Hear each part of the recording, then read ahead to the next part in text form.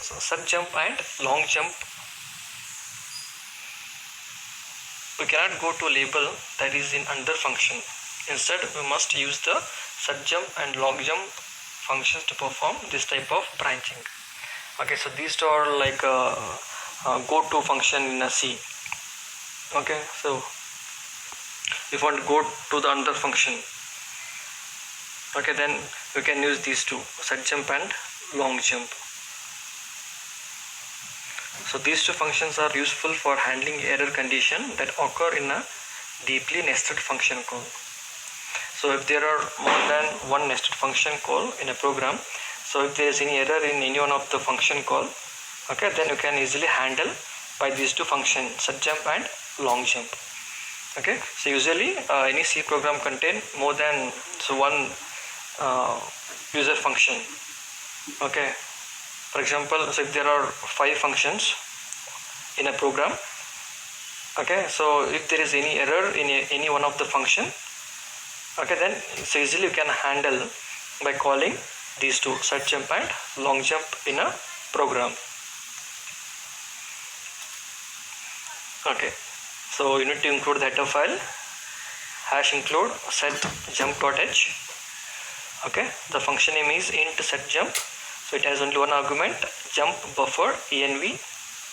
So this function returns 0 if it called directly, okay, and returns non-zero if returning from a call to a long jump. Second function, void long jump, so it has 2 argument, jump buffer env int val. The env variable records the necessary information needed to continue execution.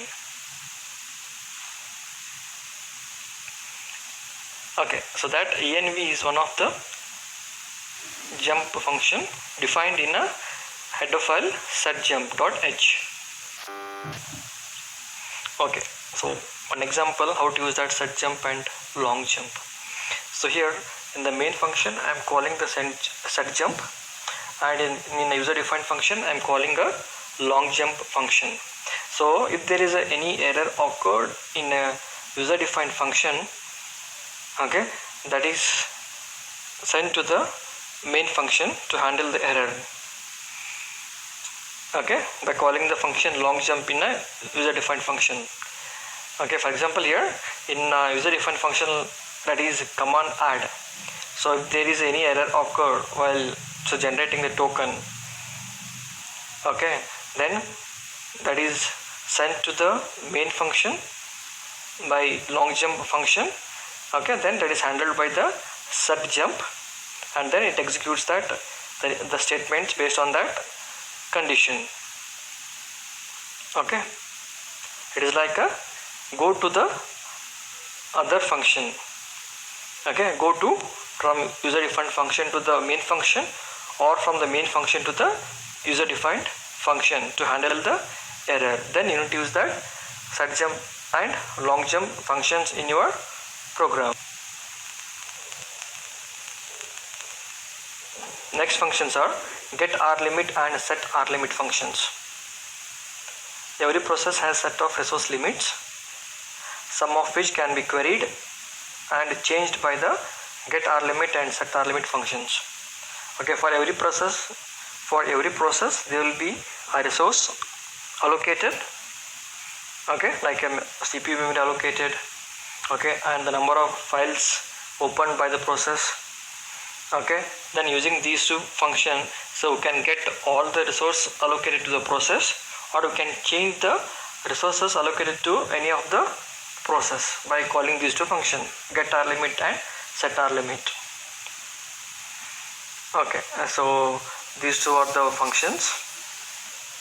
So first you need to include the header file #include system/resource.h. The first function int getrlimit, so it has 2 arguments, int resource, okay, second one is the structure, that is rlimit. Second function int setrlimit, so again it has 2 arguments, int resource, second is a constant struct rlimit. Okay, these two functions return 0 if it's successful, otherwise non-zero if there is any error. Okay, the first argument, that is a resource. So here the resource argument takes one of the following value. The first is a rlimit core, that is the maximum size in a bytes of a core file. Rlimit CPU, the maximum amount of CPU time in seconds. Third one, rlimit data, the maximum size in a bytes of the data segment. Rlimit number of file, the maximum number of files per process. Okay, by using these two functions, so we can get these resources allocated to a particular process, or we can change these process by calling these two functions. Okay, the structure here, so it has two variables. Okay, the first one is a rlimit underscore t, rlimit current, and rlimit max. That is, first is a soft limit, that is current limit. Second is a hard limit, that is maximum value for that variable, that is rlimit current. Okay, so you need to use these structure in a functions like a getrlimit and setrlimit. Okay, so next one is a Unix kernel support for a process. How exactly that Unix kernel is supporting the process to execute and terminate. Okay, so here there will be a process and the process table and the kernel table. Okay, so this is called as a data structure of a process. So it consists text segment, data segment, and stack segment. Okay, there are text, data, and stack. Okay, the text segment contains the program text of a process. Okay, data segment contain the static and global variables and the corresponding data, and the stack segment contains a runtime stack. A stack provides storage for a function arguments and the automatic variables. Okay, and then Unix process has a process table, so which keeps track of all the active processes. Okay, some of the processes belong to the kernel, those are called as system processes.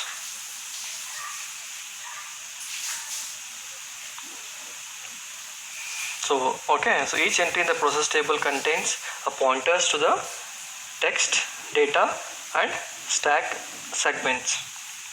Okay, so you can see in the diagram. So every entry in the process table, it directly contains the pointer to the text, data, and stack.